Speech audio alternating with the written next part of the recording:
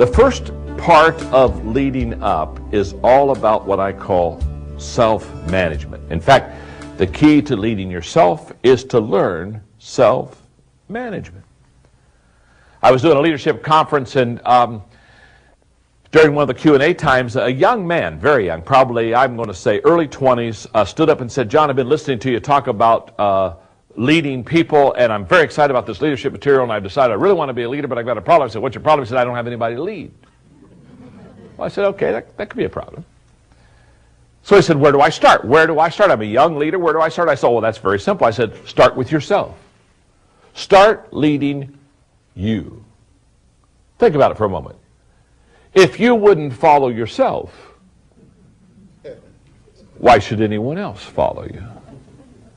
So you start with yourself. In my book, Today Matters, I say decision making is overrated. We overrate what happens when we make a decision. We make a decision and say, "Oh, made that decision, life's changed." Sometimes yes, sometimes no. But we underrate decision managing. Decision making is overrated, decision managing is underrated.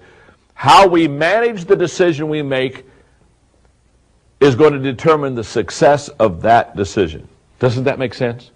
And self-management and leading yourself exceptionally well is all about self-management. Here we go.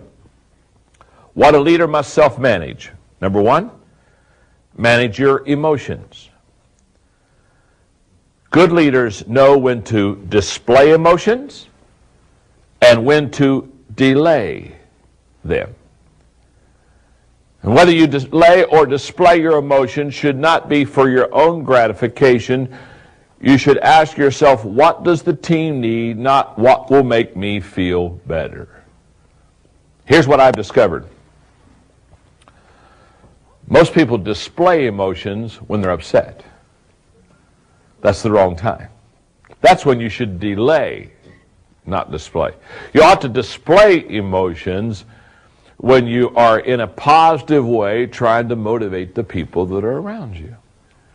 So often, though, we display wrong emotions because it makes us feel better, not understanding a leader. That's not a leader option. That's not a leadership option.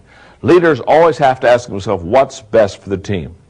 Let me also say this about managing your emotions. If you fail to manage your emotions, and one day you're high and one day you're low, one day you're in a good mood, one day you're in a bad mood, that inconsistency of emotional outbursts will cause people, instead of follow you, to fall back from you. Think about it for a moment. Have you ever followed an emotional leader that could not control their reactions and their responses?